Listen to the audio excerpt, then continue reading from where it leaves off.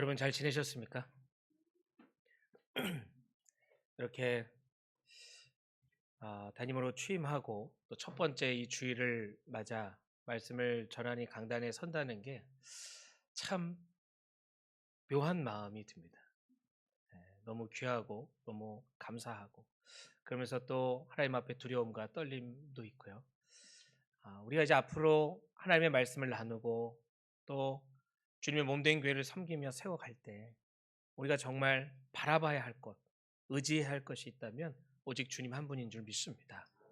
오늘 우리 가운데 함께 계시고 여전히 나의 심장보다 나와 더 가까이 계신 그 하나님을 우리가 바라보며 의지하며 그 말씀 가운데 주시는 은혜를 사모하며 함께 같이 걸어가길 소망합니다. 우리 앞뒤 좋은 자로 이렇게 같이 인사했으면 좋겠습니다. 주님 때문에 행복한 오늘입니다. 네.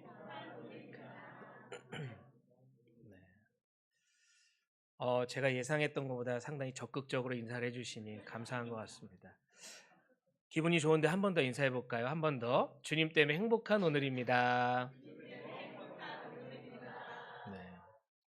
네. 더 크게 더 잘해 주시네요. 계속 인사만 하고 끝낼 수는 없으니 말씀을 나누도록 하겠습니다. 25년도의 표어를 고민을 했습니다. 어떤 말씀을 가지고 우리가 내년 한 해를 달려가면 좋을까? 어떤 말씀이 우리 가운데 하나님이 주시는 말씀일까? 기도하며 고민하는 가운데 오늘 본문의 말씀을 묵상하게 됐고 그 본문의 말씀을 가지고 오늘 제목 내가 여호와인 줄 알리라 라고 하는 이 제목과 함께 25년도 우리가 함께 달려갈 표어로 정하고자 합니다. 또 오늘은 대강절 첫 번째 주일이죠. 이 말씀과 또 주님 오심에 대한 이 기쁨의 마음들이요. 아주 깊은 연관성이 있음을 또 함께 같이 말씀 나누면서 깨달아지길 간절히 소망합니다. 오늘 본문의 말씀의 배경을 좀 여러분께 설명을 좀 드리려고 합니다. 때는요, 분열 왕국 시대입니다. 이스라엘이 우리나라처럼 하나였다가 두 쪽으로 갈라진 시대가 있었습니다. 그 시대를 일컬어 분열 왕국 시대다라고 이야기를 하는데요. 그 분열 왕국 시대 때 북이스라엘과 남유다로 갈라지게 됩니다. 오늘 에스겔 선지자는 남유다의 선지자로 분열 왕국 마지막 남유다가 바벨론에 멸망하는 그 무렵 그 시기에 활동했던 선지자입니다. 포로로 바벨론에 끌려가는데요. 총 3번에 걸쳐 끌려가게 됩니다. 첫 번째 끌려갔던 무리들은 엘리트층들이었는데 남유다의 엘리트층, 우리가 너무나 잘 알고 있는 다니엘이 이 그룹에 속해 끌려가게 되죠. 그리고 두 번째 그룹에 이 에스겔이 포함이 되어 있습니다. 그렇게 2차 포로로 끌려간 그곳에서 이 에스겔은요, 청천벽력 같은 소식을 듣게 됩니다. 에스겔 33장 21절의 말씀인데요. 우리 한번 같이 읽어봤으면 좋겠습니다. 시작. 우리가 사로잡힌 지 12째 해 10째 달 5째 날에 예루살렘에서부터 도망하여 온 자가 내게 나와 말하기를 그 성이 함락되었다 하였는데, 그 성이 뭐가 됐다고요? 함락됐다, 무너졌다는 것입니다. 당시 포로된 이스라엘 백성들에게 들려진 이 예루살렘, 내 고향 땅이 이제 완전히 망했다는 거예요. 우리가 하나 전제로 알아야 할 것이 뭐냐면 바벨론의 포로로 끌려간 그 1차 포로 때부터 그때부터 이스라엘이 망한 게 아닙니다. 마지막 3차 포로, 남유다의 마지막 왕이라고도 하는 시드기야 왕이 끌려갈 때 비로소 완전히 다 남유다가 망하게 되죠. 그러니까 아직 에스겔이 2차로 끌려갔을 땐 남유다의 건물들이나 이런 것들이 건재해 있었다는 거예요. 완전히 망해가지는 않았다. 완벽한 망함은 아니었다. 망해가고 있는 가정 가운데 있었지만 완전히 그 나라가 망하고 멸망했다. 이제 그 나라 남유다는 끝났다 라고 하는 소식을 2차 포로로 끌려간 바벨론 땅에서 듣게 된 것이죠. 그러니 고향 땅에 무너진 소식을 들은 당시 바벨론에 끌려간 남유다 백성들에겐 절망이었습니다. 이제 우리는 돌아갈 곳조차 없구나. 그 시기에 선포된 이 에스겔 선지자 이스라엘 회복에 대한 예고는요, 그 백성들에게 회의적으로 받아들여질 수밖에 없었습니다. 이제 이후에 하나님께서 에스겔에게 환상을 보여주시고 이스라엘 회복을 말씀하시는데요. 이 말씀을 선포했을 때도 이스라엘 백성들의 마음은 완강했다는 거예요. 일단 이 소식을 처음 들은 33장의 말씀, 이스라엘을 도망쳐 나온 그 한 사람이 들려준 고향 소식의 멸망, 에스겔도 이 말씀을 들었을 때 마음이 무너졌다는 것이죠. 어떻게 나의 고향 땅이 무너지는가? 이제 우리는 어디로 돌아가는가? 여러분, 살다 보면 인생의 소망을 잃어버릴 때가 있죠. 무엇인가의 가능성을 상실한 절망 가운데 맞닥뜨릴 때 있지 않습니까? 여러분, 그때 마음이 어떠십니까? 하나님을 모르는 이들은요, 뭐든 다 내려놓고 극단적인 선택도 생각하게 되죠. 여러분, 우리가 절망 앞에 선다는 건 괴로운 것입니다. 소망이 없고 희망이 없는 그 벽 앞에 선다는 건요, 참 괴롭고 힘든 것이죠. 지금 에스겔이 고향 땅 남유다의 망한 소식을 들었을 때 바로 그 마음이 무너지는 절망과 좌절의 벽 앞에 서 있는 모습이었습니다. 오늘 그런 에스겔에게 하나님께서 이스라엘 회복을 반드시 일으켜 주실 것을 확신시켜 주시는 말씀의 내용입니다. 그러면서 하나님께서는요, 이스라엘 회복을 위해 에스겔에게 보여주시는 하나의 시청각 자료가 있는데 그게 뭐냐면 마른 뼈입니다. 마른 뼈. 37장, 오늘 본문 37장 2절의 말씀을 한번 보도록 하겠습니다. 우리 한번 같이 읽어보겠습니다. 나를 그 뼈 사방으로 지나가게 하시기로 본즉 그 골짜기 지면에 뼈가 심이 많고 아주 말랐더라. 하나님은 에스겔을 마른 뼈가 가득한 곳으로 데려가십니다. 뼈가 심이 많고 아주 말랐더라 라고 할 때 이 말랐더라, 야베시라고 합니다. 야베시. 이 야베시라고 하는 건 뭐냐? 1차적으로 그 죽음의 상태가 매우 오래되었다는 거예요. 뼈라는 것 자체만 놓고 보더라도 절망과 사망의 상징인데, 근데 그 뼈가 어떤 상태입니까? 말라버린 상태입니다. 완전히 생명의 흔적은 찾아볼 수도 없고, 완전한 죽음, 그 죽음으로부터 살아날 희망과 소망이 단 1%도 없는 철저한 극단적인 절망과 죽음의 상태를 암시하고 있는 모습이다라는 거죠. 오늘 보면 3절의 말씀을 보니까 그가 내게 이르시되 인자야, 이제 하나님이요 에스겔에게 그 마른 뼈를 보여주시면서 말씀하시는 거예요. 인자야, 이 뼈들이 능히 살 수 있겠느냐? 여러분, 이 뼈들이 능히 살 수 있을까요? 아멘이십니까? 거봐요. 여러분도 확신이 없으시죠? 이걸 현장에서 본 에스겔의 마음은 어떻겠습니까? 에스겔이 4절 후반절의 말씀을 보니까요. 3절 후반절의 말씀을 보니까 하나님께서 이 뼈들이 살 수 있겠느냐라고 물을 때 에스겔은 뭐라고 대답합니까? 내가 대답하되 주 여호와여 주께서 아시나이다. 여러분, 이게 오해하면 안 되는 것이 주께서 아십니다 라는 믿음의 고백이 아닙니다. 대답을 회피하고 있는 것이죠. 아니, 하나님, 물어볼 걸 물어보십시오. 난 잘 모르겠습니다. 도대체 이게 산다라는 거 물어보는 것 자체가 무슨 의도인지 난 도무지 모르겠습니다. 하나님 앞에 하나님이 묻는 그 말에 회피하는 거예요. 살아날 수 있겠느냐? 당연히 살아날 수 없죠. 뼈가 말라버렸습니다, 하나님. 이라고 말하는 것과 같은 의미죠. 이 불가능해 보이는 이 질문은 구약의 여러 군데 등장하게 되는데요. 언뜻 보면 불가능해 보이고 극한의 절망적인 상황 속에서 이 모든 질문 이면에 정말 어떤 소망도 찾아볼 수 없는 것처럼 보이지만 그 이면에 하나님께서 회복을 염두에 두고 하시는 질문이라는 것입니다. 창세기 3장 9절 말씀을 보니까요. 여호와 하나님이 아담을 부르시며 그에게 이르시되 내가 어디 있느냐라고 말씀하십니다. 내가 어디 있느냐. 하나님이 질문하시는 경우들이 있어요. 이 뼈가 살아나겠느냐? 혹은 내가 어디 있느냐? 방금 읽은 창세기 3장은 죄악 사건이 기록된 말씀입니다. 아담과 하와가 하나님의 말씀에 불순종하여 하나님 앞에 죄를 지은 사건이죠. 그리고 그 이후에 하나님이 아담과 하와를 찾아가셔요.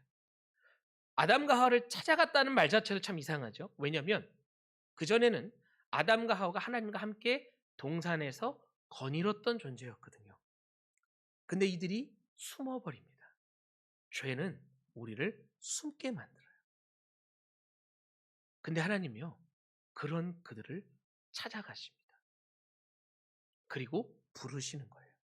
어디 있니? 범죄하고 숨어있는 아담과 하와에게 어디 있냐고 묻는 것은 정말 하나님이 못 찾겠다 깨꼬리를 외치시는 걸까요? 하나님 앞으로 스스로 나오라고 하는 하나님의 회개의 초청입니다. 그런 하나님의 요청이 담긴 질문이라는 거죠. 이런 형태의 질문은요, 열왕기상 19장 9절에도 나타나게 됩니다. 낙심한 엘리야, 큰 갈멜산 전투에서 승리를 거두고 엘리야의 마음 가운데 두려움과 공포가 밀려옵니다. 그 마음 속에, 그 두려움 속에 낙담하며 숨어버린 그 엘리야에게 하나님은 질문을 하시죠. 19장 9절 말씀을 보니까요, 엘리야가 그곳에 굴에 들어가 거기서 머물더니 여호와의 말씀이 그에게 임하여 이르시되 엘리야야, 내가 어찌하여 여기 있느냐. 이 질문 역시도 하나님이 엘리야가 여기 왜 있는지 진짜 몰라서 묻는 것이 아니라는 것이죠. 낙심해 있는 엘리야를 회복시켜 주시기 위한 주님의 서막이었다라는 것입니다. 그런가 하면 창세기 32장 27절에서 28절의 말씀도 보니까요, 그 사람이 그에게 이르되 내 이름이 무엇이냐? 그가 이르되 야곱이니이다. 그가 이르되 내 이름을 다시는 야곱이라 부를 것이 아니요 이스라엘이라 부를 것이니 이는 내가 하나님과 및 사람들과 겨루어 이겼음이니라. 하나님이 야곱의 이름을 순간 잊어버려서 내 이름이 뭐였지? 라고 묻는 것일까요? 절대 아니죠. 그 어느 누구보다 야곱에 대해 속속들이 아시는 분이 하나님이신 줄 믿습니다. 야곱을 향해 묻는 질문도 야곱의 정체성을 회복시켜 주시기 위한 질문이었다는 것입니다. 그는 더 이상 예전의 야곱이 아니라 이제 이스라엘, 하나님께서 새롭게 한 하나님 약속의 증표이며 하나님 계획, 하나님 창조의, 하나님 구원의 증거가 될 하나님의 사람이라는 것입니다. 하나님보다 자신을 의지했던 야곱, 그러나 이제 그의 이름이 바뀌며 하나님의 사명을 감당하는 사명자 야곱으로 바뀌었다는 것이죠. 이제 야곱은 완전히 새로운 사람이 되었다는 것입니다.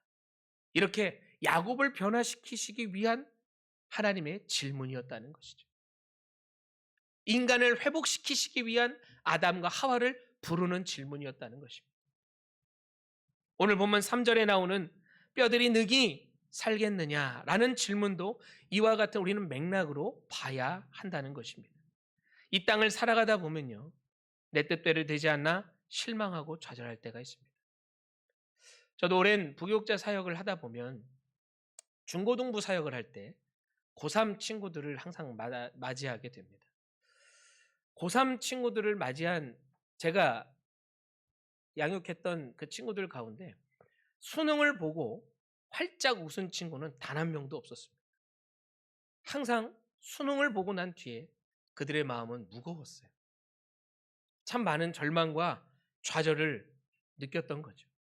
과연 내가 대학에 갈 수 있을까? 그렇다면 내 인생은 어떻게 되는가?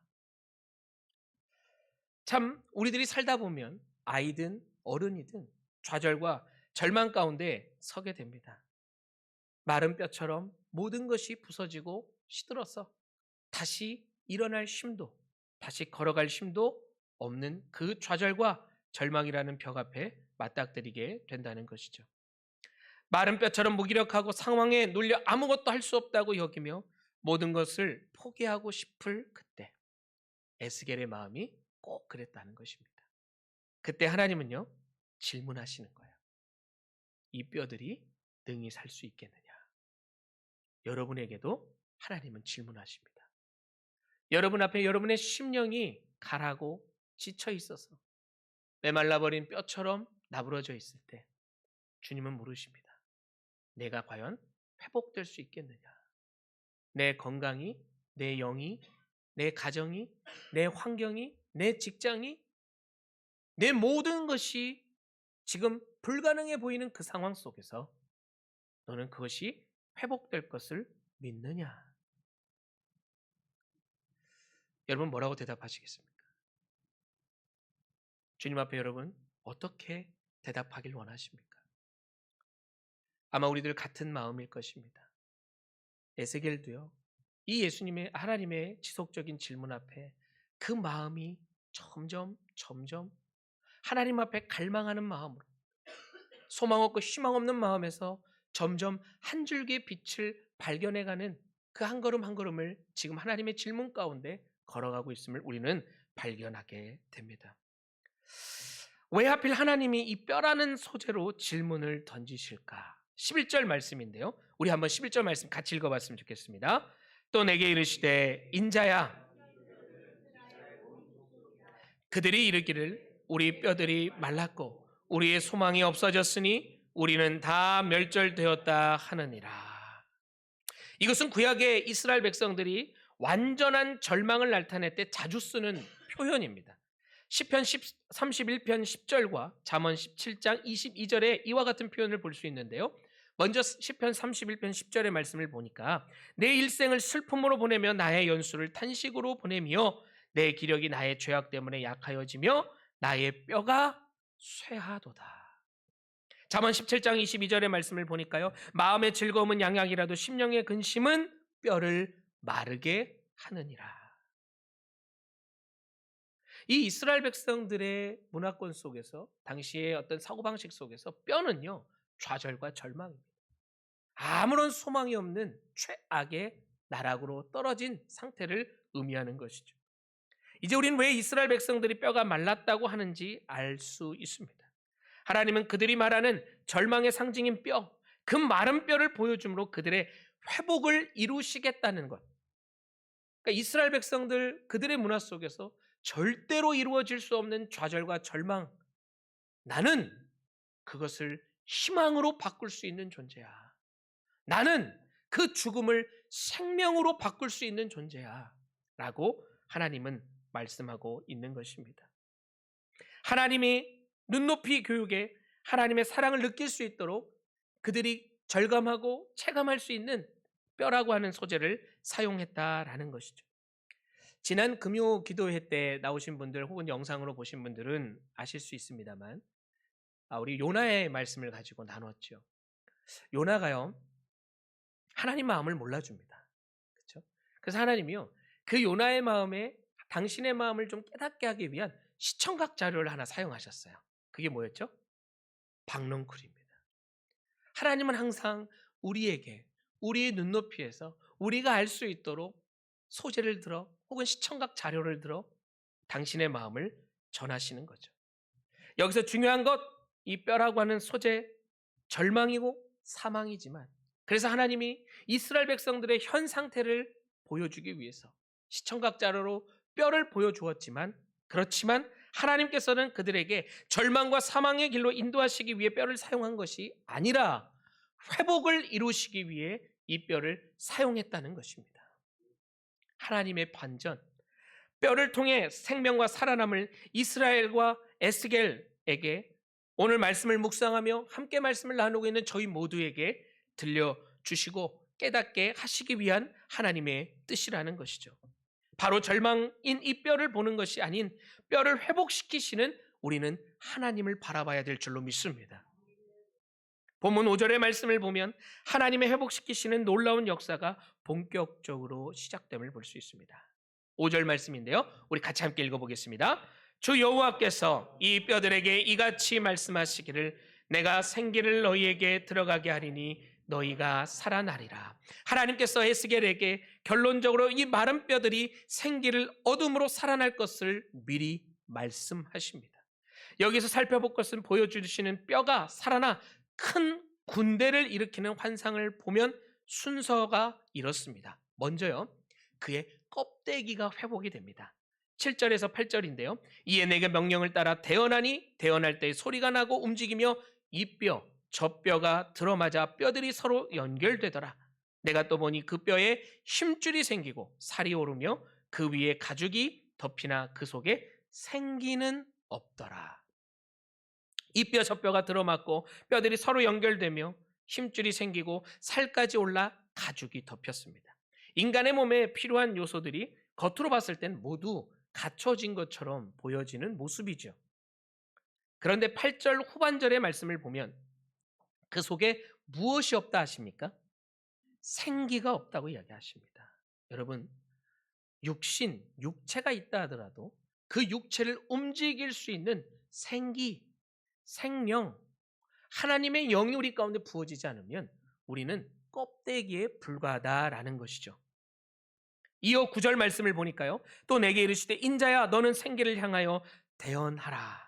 생기에게 대언하여 이르기를 주 여호와께서 이같이 말씀하시기를 생기야 사방에서부터 와서 이 죽음을 당한 자에게 불어서 살아나게 하라 하셨다 하라. 하나님께서 생기에게 대언하라고 명령하십니다. 에스겔이 그대로 순종하여 대언합니다.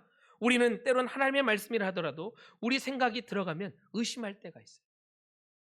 여러분, 여러분의 삶에 모든 것이 끝날 것 같은 그 절망의 순간에 하나님께서 그걸 놓고 믿음으로 기도하라 라고 하면 여러분 어떻게 하시겠습니까? 목사님 믿음으로 기도하죠. 맞습니다. 근데 진짜 어려운 절망에 부딪혔을 때, 정말 괴롭고 힘든 상상하기조차 어려운 그 절망 앞에 맞닥뜨렸을 때도 여러분 기도하시겠습니까? 우리는요, 기도해야 합니다. 왜냐하면 우리 힘으로 해결될 수 있는 것이 아니기 때문이죠. 여러분, 그 상황 속에서 우리가 할 수 있는 최선은 무엇이냐? 하나님 앞에 부르짖는 거예요. 하나님의 영이, 하나님의 도우심이, 하나님께서 운행하심이 우리 삶 가운데 있기를 원합니다 라고 하나님의 말씀대로 순종하여 무릎 꿇는 것이죠. 그리고 우리 앞에, 우리 어려운 상황 앞에 선포하는 것입니다. 하나님께서 이 모든 것을 해결하시리라. 하나님께서 이 모든 어려움을 넘어가게 하시리라. 하나님께서 나를 다시 회복시키리라. 에스겔에게 지금 하나님이 대언하라 하지 않습니까? 여러분의 삶에도 하나님이 주시는 비전과 하나님이 주시는 은혜를 선포하라 주님은 말씀하십니다. 여러분, 믿음으로 하나님의 말씀을 대언하시는 여러분의 삶이 되길 간절히 소망합니다. 37장 3절 후반절에 주 여호와여 주께서 아시나이다 라고 에스겔은 고백합니다. 3절 후반절의 고백처럼 하나님을 전적으로 의지하지 못했던, 때로는 하나님 그걸 나한테 질문이라고 하십니까? 라고 물었던 이 고백이요, 이젠 우린 바뀌어야 합니다. 믿음의 고백으로, 맞습니다 주님, 당신이 하십니다.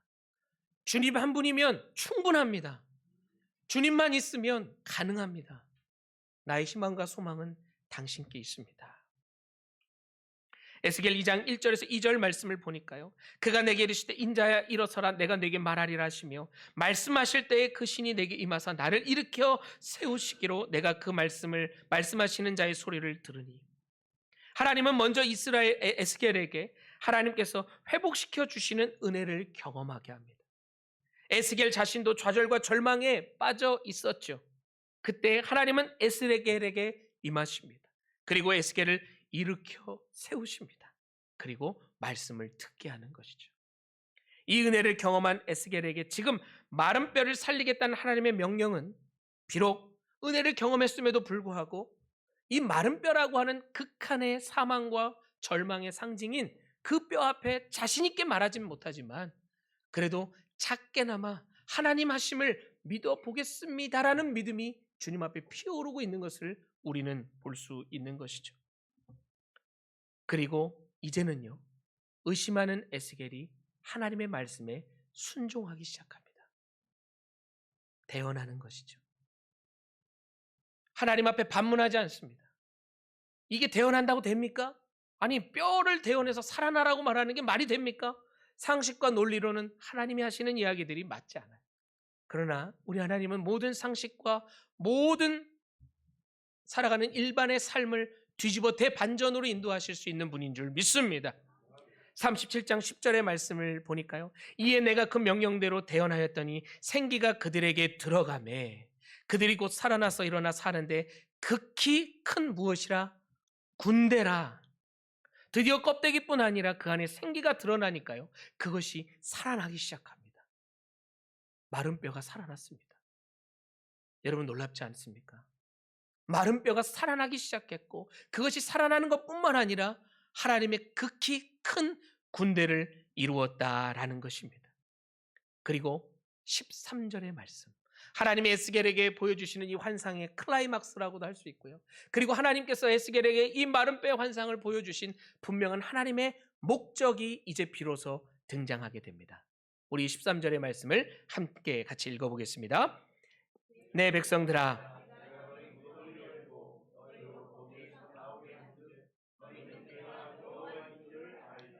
아멘. 내가 무엇인 줄 알리라? 여호와인 줄 알리라. 여러분 성경에는요. 너희는 내가 여호와인 줄 알리라는 이 말씀 또 에스겔서에서는 이 하나님께서 말씀하신 내가 여호와인 줄 알리라 이 말씀이 몇 번 등장하는지 아십니까? 65번 등장합니다. 왜 하나님이 이렇게 반복해서 말씀하실까?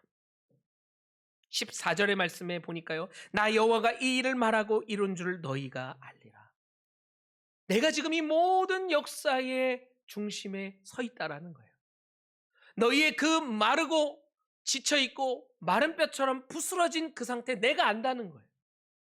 그리고 내가 다시 그것을 회복하신다는 거예요. 그것을 알게 하시기 위해 하나님은 반복적으로 이야기하고 있는 것입니다. 저는 여러분들의 삶에 이 주님의 음성이 들리길 소망합니다. 그렇구나. 주님이 하시는구나. 그러므로 우리는 이 일을 통해 하나님이 나의 하나님 되심을 알게 되는구나. 여러분, 우리가 소망을 어디에 둬야 할까요? 여러분 앞에 놓여진 여러분이 할 수 있는 일 얼마나 되십니까? 나의 이 문제를 해결할 수 있는 존재는 이 세상에 누가 있을까요? 우리가 해결할 수 있으면 그걸 문제라고 얘기하지 않죠. 해결할 수 없기에 우리는 문제라고 얘기합니다. 자녀의 문제가 있고 가정의 문제가 있고 돈의 문제가 있고 어쩔 수 없이 이 세상을 살며 우리에게 꼬리표처럼 달라붙는 문제들이 있습니다. 그 문제를 어떻게 해결하길 원하십니까? 여러분, 하나님께서 에스겔에게 보여주신 이 마른 뼈의 환상은 1차적으로는 그 시대 에스겔과 이스라엘 백성들을 위한 환상이었으나 하나님은 모든 안고 섬을 아시며 우리의 모든 걸음을 아시기 때문에 2024년 12월 1일 오늘 예배하는 우리들을 위해서도 하나님 이 말씀을 준비하신 줄 믿습니다. 오늘 이 말씀을 듣는 여러분들의 마음 가운데 하나님이 분명히 주신 도전이 있을 거라 믿습니다. 이 말씀이 정말 우리에게 필요했기에 오늘 이 말씀을 목회자의 목소리를 통해서 여러분에게 전달하시는 것이죠. 우리에게 소망을 어디에 둬야 할까? 살아가는 인생의 희망과 목표를 어디에 둬야 할까? 시편 42편 5절의 기자는 이렇게 얘기합니다. 내 영혼아 내가 어찌하여 낙심하며 어찌하여 내 속에 불안해하는가? 너는 하나님께 소망을 두라. 그가 나타나 도우심으로 말미암아 내가 여전히 찬송하리로다. 우리의 모든 소망을 하나님께 둘 때 여러분 기적은 일어납니다. 하나님의 은혜와 나의 최선. 여러분의 최선은 뭘까요? 하나님 앞에 나가는 거예요. 우리가 뭘 하겠습니까? 우리가 할 수 있는 게 뭐죠? 나의 나됨을 인정하고 하나님 앞에 나아가는 거예요. 내 마음이 소란하고 내 마음이 마른 뼈처럼 부스러지는 절망과 좌절 가운데 있습니까? 그 상황에서 우리가 할 수 있는 게 뭐가 있어요? 하나님 앞에 나아가는 것입니다.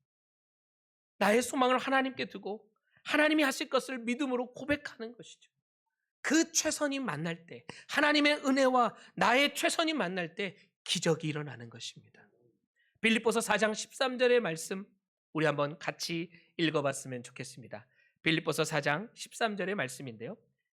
내게 능력 주시는 자 안에서 내가 모든 것을 할 수 있느니라. 우리 짧은 구절이니까 한번 외워볼까요? 시작. 내게 능력 주시는 자 안에서 내가 모든 것을 할 수 있느니라. 아멘. 자막이 왜 안 뜨는가 했더니 이 자막 본문은 제가 안 드렸군요. 방송실 잘못한 게 아닙니다. 근데 이제 우리가 너무나 잘 알고 또 외우는 말씀이기도 하죠. 여러분, 내게 능력 주시는 자 안에 있을 때 우리는 모든 걸 할 수 있습니다. 마른 뼈같이 아무 소망 없이 좌절과 절망에 점철되어 일어날 힘조차 없는 우리네 인생에 주님은요, 생기를 불어넣으십니다.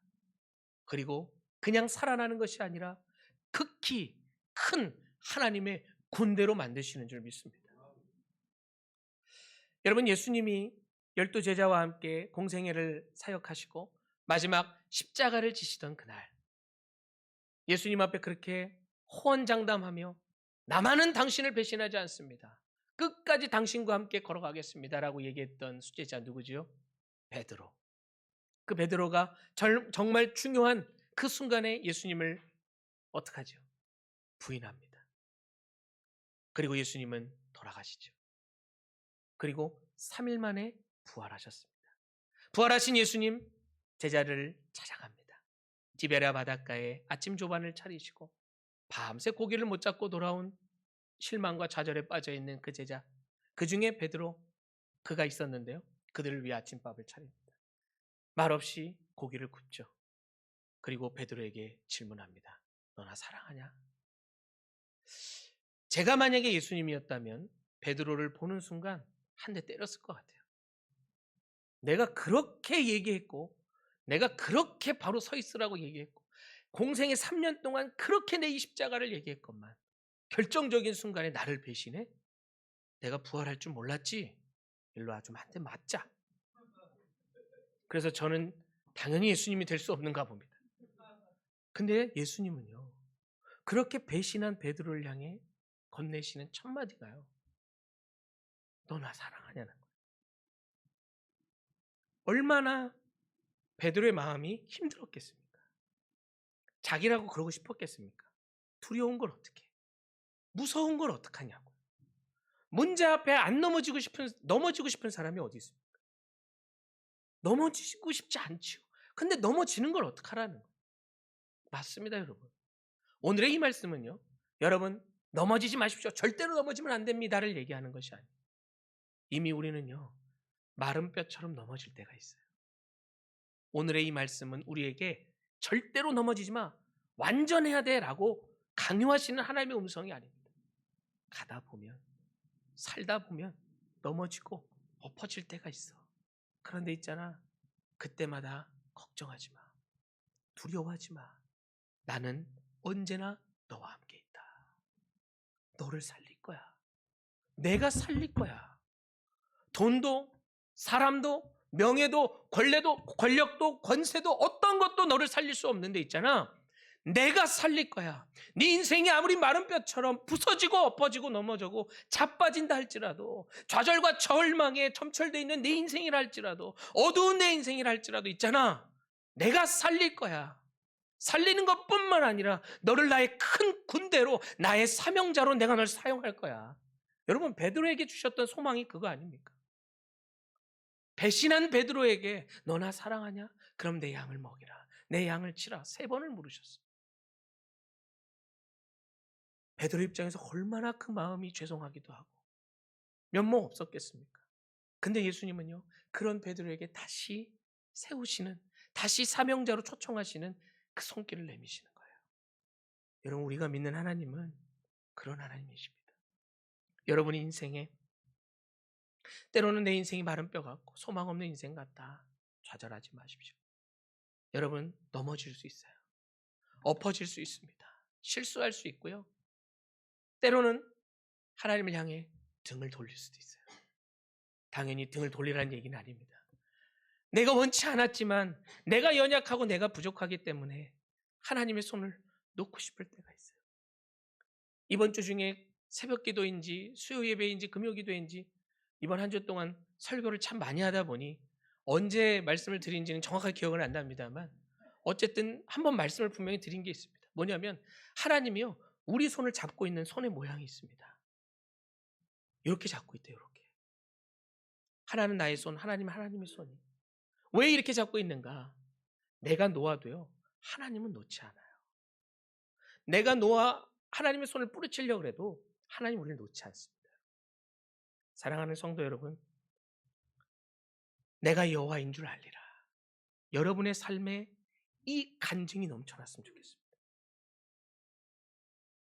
올 한 해 오는 가운데 참 우리 마음이 마른 뼈 같았어요. 살아날 수 있을까? 다시 걸어갈 수 있을까? 다시 하나님 앞에 우리가 온전히 설 수 있을까? 때로는 그 두려움과 어려움 속에, 문제 속에 지치기도 합니다. 근데 여러분, 오늘 주님은 말씀하십니다. 이 어려움의 순간들을 끝까지 주님 앞에 붙들고 우리 원로 목사님과 함께 걸어오신 여러분, 정말 하나님께 살아계심에 정말 감사의 찬양을 올려드리길 간절히 소망합니다. 그것이 증거가 아닐까요? 이제 새롭게 취임하여 새로운 도약의 25년을 준비합니다. 그 전에 그 마른 뼈와 같았던 상황 속에서 하나님의 부르심 속에 여러분이 하나님 앞에 서는 시간이었다면 이제 저와 함께 뼈가 서로 연락하여 만나고 살이 붙고 근육이 붙고 이제 하나님의 생기가 불어넣어지는, 이제 군대가 되어져 하나님을 향해 멋지게 도약하는 새로운 희망과 소망의 한 해가 되길 간절히 소망합니다.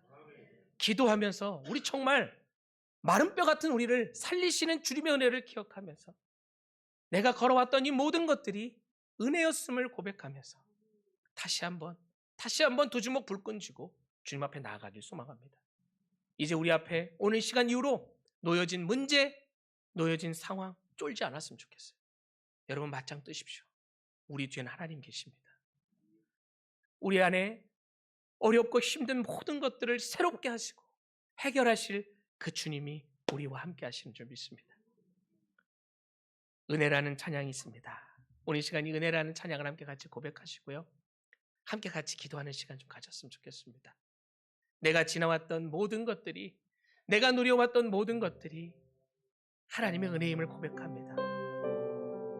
여러분의 인생 가운데 함께 하신 그분, 엎어지고 넘어지고 베드로처럼 때로는 하나님 앞에 등을 돌렸던 그 순간에도 나를 포기하지 아니하시고 지키신 그분, 나의 손을 절대 놓지 아니하시는 그분, 나의 심장보다 나와 더 가까이 계신 그분 앞에 이 모든 은혜를 고백하며 내가 여호와인 줄 알리라, 그 주님의 음성에 응답하며 나아가길 원합니다. 내가 누려왔던 모든 것들이, 내가 지나왔던 모든 시간이, 내가 걸어왔던 모든 순간이 당연한 건 아니라 은혜. 한 번 더 고백합니다. 해가 뜨고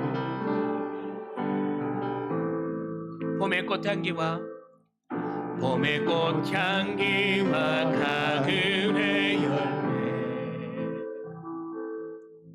변하는 계절의 모든 순간이 당연한 것 아니라 은혜였소.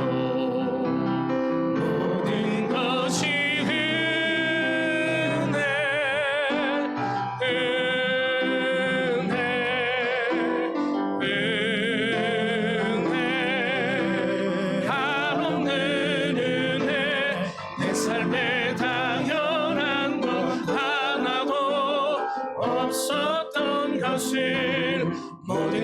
은혜, 은혜, 모든 것이 은혜, 모든 것이 은혜,